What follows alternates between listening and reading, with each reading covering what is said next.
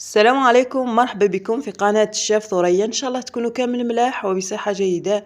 وصفتنا لنهار اليوم تختلات بنان هشاش بواحد القرمشة والبنة.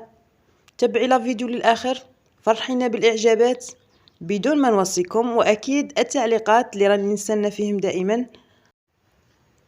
تختلات بموس البرتقال، بما أننا في موسم البرتقال، اقتصاديين تقريبا بدون بيض. مع غلاء الأسعار راح تحصلي على كمية معتبرة بعجينة طرية تذوب في الفم، مقرمشة.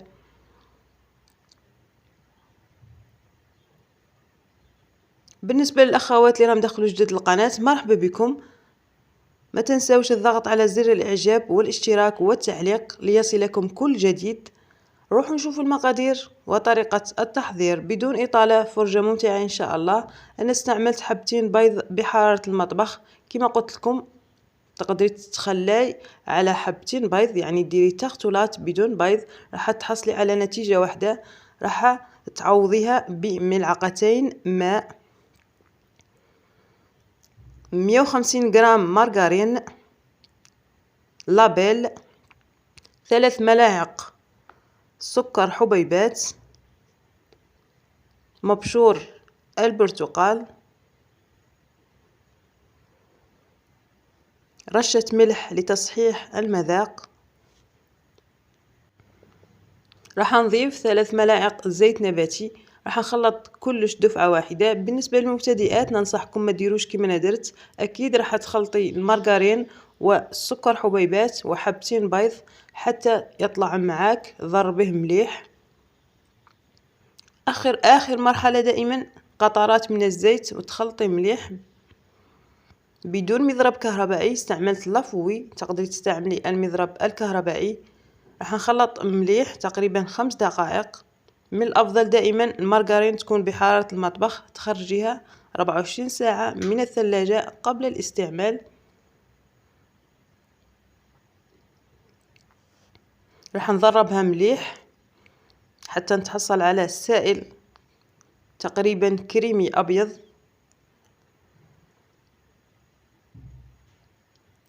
وفي الأخير راح نضيف الطحين الأبيض بدون خميرة كيميائية. كما قلت لكم تقدري حبتين بيض تستغني عليهم وتعوضيهم ب3 ملاعق أو ملعقتين ماء. ضفت في المرحلة الأولى 10 ملاعق. نحاول نخلط بالملعقة.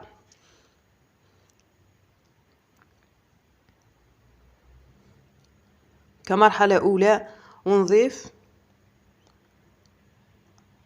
ملعقتين إلى 3 ملاعق بومبي، يعني بالتقريب تأخذ معك 13 ملعقة. وزن كل ملعقة 25 غرام. راح نستعمل الأصابع حتى نعرف قوام العجينة. شكلت كريات، وزن كل كرية 40 غرام بالتقريب.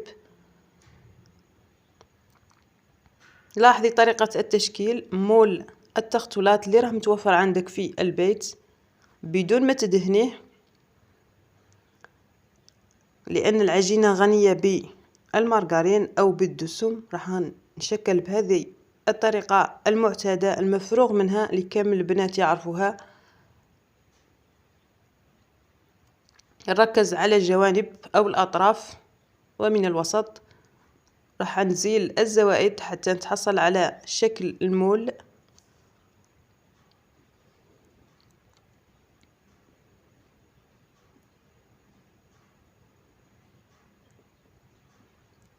بعد ما كملت كامل الليمون اللي عندي راح نثقبهم بالشوكة وندخلهم للثلاجة. مرحلة مهمة، تدخليهم ساعة حتى ما ينتفخوش او راح يتغير الشكل بعد ما ينضجوا معاك، يبقاو الشكل.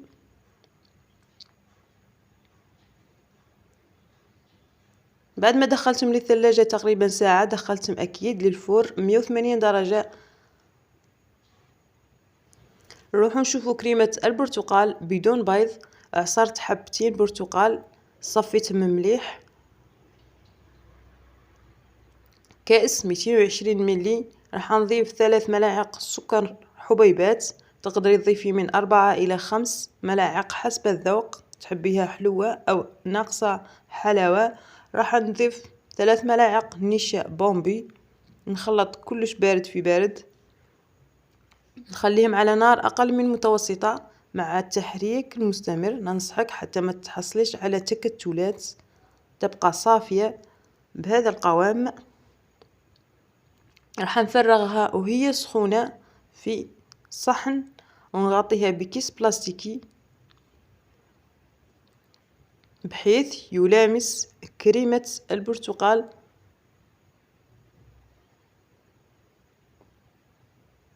حتى تحصلي أكيد على سطح أملس أو وجه خالي من الحبيبات. تغطيها مليح، ندخلها إلى الثلاجة تقريبا ساعة تبرد مليح. نروحو نشوفو الشانتي، نصف كأس شانتي أو بودرة شانتي وأقل من نصف كأس ماء بارد. دائما الشانتي تكون أكثر من الماء حتى تطلع مليح معاك.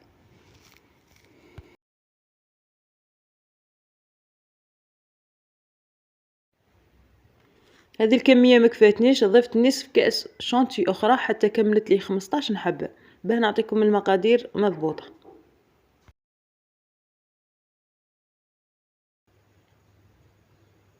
بعد ما خلطتها مليح بباتور أو المضرب الكهربائي، درتها في صحن واسع وضفت لها كريمة أو موس البرتقال. كما قلت لكم حبيباتي، الكمية هذه ما كفاتنيش، أكيد راح تضيفي كأس شانتي، كأس ماء بارد، طلعهم مليح وضيفي كريمة أو موس البرتقال، ضربهم بهذا الشكل حتى تحصلي على قوام متماسك تقريبا.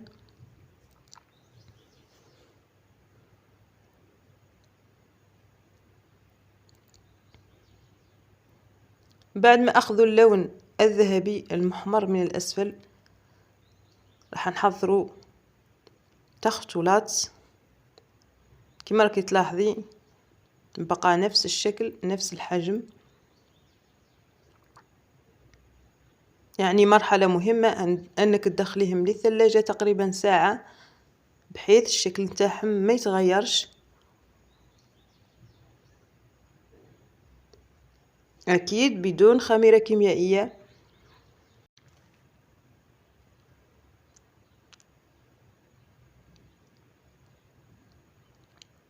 تخطلات اقتصاديين بكريمة البرتقال، راح نعمر كامل تخطلات تقريبا تحصلت على 15 حبة. هذه المقادير المضبوطة.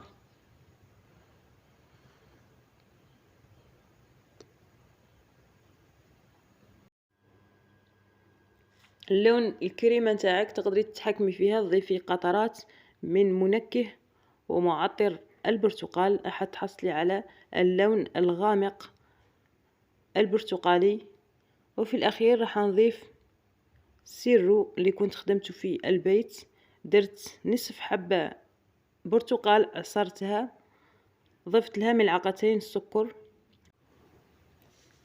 على نار متوسطة، خليتها تعقد مليح. بعد ما بردت راح نديرها على الوجه. خبي هذه الوصفة لرمضان. تخطلات اقتصاديين بدون بيض بدون خميرة كيميائية، راح تحصلي على تخطلات خفاف بنان بذوق البرتقال أو كريمة البرتقال، وخاصة للمبتدئات. أعطيتكم المقادير، تبعي المقادير والنصائح حتى تنجحي في وصفة اليوم، وأكيد راح تخلينا التعليقات أنك نجحتي فيهم. خرجوا روعة ما شاء الله.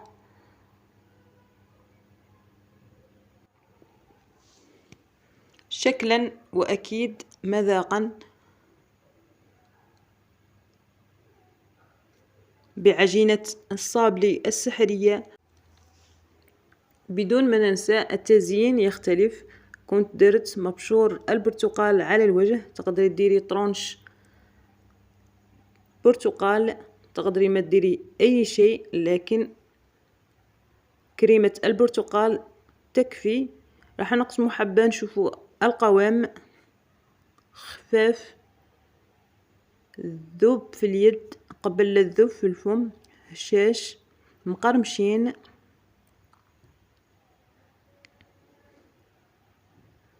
بدون حشو، يخرجوا بنان.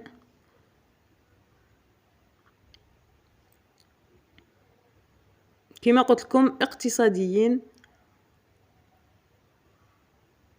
إذا عجبتكم وصفة اليوم وطريقة تحضير تخطلات البرتقال بدون ما نوصيكم، الضغط على زر الإعجاب والاشتراك والتعليق، وخاصة الأخوات اللي راهم دخلوا جدد القناة مرحبا بكم ليصلكم كل جديد.